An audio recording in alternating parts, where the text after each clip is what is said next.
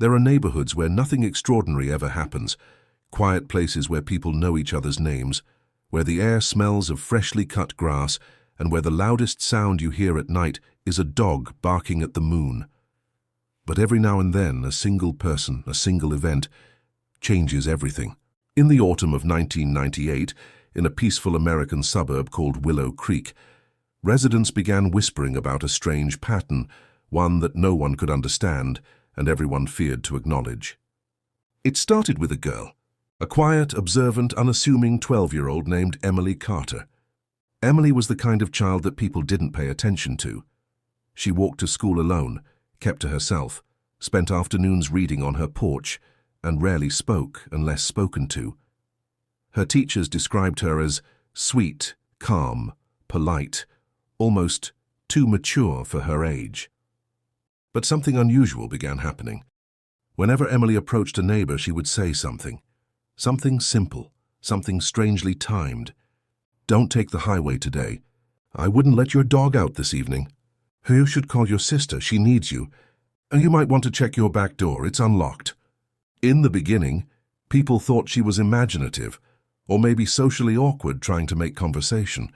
But then, the things she said started coming true. A highway accident, a dog attack, a family emergency, a burglary that could have gone terribly wrong. Over time, neighbors began to fear the girl who spoke calmly, gently, as if she was merely commenting about the weather, while predicting danger with impossible accuracy. Word spread, rumors grew. And little by little, Willow Creek turned into a place where people watched their doors more closely, and watched Emily even closer. No one understood how she knew, not even Emily herself. But this was only the beginning. Emily had always been different, but not in a way that alarmed anyone. As a baby, she rarely cried. As a toddler, she would stare at corners of the room as if observing something only she could see. Her mother would ask, "What are you looking at, sweetheart?" Emily would reply softly, "Someone's there." But when she was 3 years old, something happened that the family never forgot. One morning she walked into the kitchen clutching her doll and said, "Grandpa shouldn't go to work today." Her parents froze. Her grandfather worked at a construction site. He never missed a day. Her mother asked, "Why, dear?" Emily simply shrugged. "He'll get hurt." They laughed it off. Kids say strange things all the time.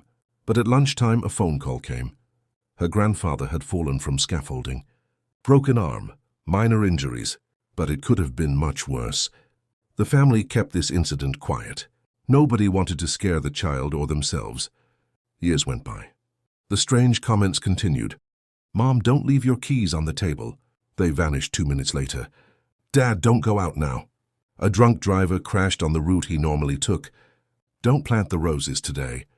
A sudden storm flooded the yard. None of it made sense, and Emily never explained how she knew. Whenever asked, she simply said, "I just feel it." But something changed drastically in 1998. That was the year the visions or instincts or whatever whispered inside her became stronger, sharper, undeniable. That was the year she began warning the entire neighborhood, and the year the neighborhood began fearing her. What made Emily different wasn't that she predicted tragedy. It was how she predicted it. She didn't see visions. She didn't dream warnings. She didn't hear voices or have hallucinations. To Emily, everything came from faces. The face of a neighbor walking by. The face of someone driving past. The face of a mailman delivering letters. Even the face of a stranger at the grocery store. She would look at them, just look, and feel a sharp, indescribable sensation inside her chest, like an electric pulse that whispered danger. It didn't show her specifics, only a certainty. Something bad will happen to this person soon. She didn't want to tell anyone. She didn't want to scare people. But the feeling became overwhelming, so powerful that sometimes it made her nauseous. She began warning others because she felt she had no choice. And the signs became unmistakable. The dog attack. Emily told Mrs. Dawson, "Please don't let Rocky out tonight." The family ignored her. That night, Rocky was attacked by a wild coyote and barely survived. The car accident, she told her math teacher, "Please don't take the highway today." The teacher took it anyway. A multi-car pileup happened at the exact time she passed through. The kitchen fire. Emily told her neighbor's teenage son, "You forgot something on the stove." He laughed, went home. The kitchen was filled with smoke. None of these were coincidences. Not anymore. People began knocking on the Carter's door. "Ask Emily to look at me. Ask her if she feels anything." Some demanded answers. Some treated her like a gift. Some feared her. Some avoided her. And some believed she was dangerous.